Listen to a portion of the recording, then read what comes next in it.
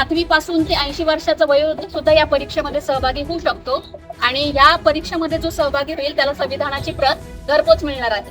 संविधान दिन ज्या दिवशी आहे त्या दिवशी संपूर्ण राज्यामध्ये एकाच वेळेत राज्यभरातून लाखो विद्यार्थी, सगळे पालक, सगळे यात सहभागी होत आणि एकाच दिवशी संविधानाचा जागर व्हावा हा संकल्प घेऊन आपण महाराष्ट्रभर फिरत आहोत.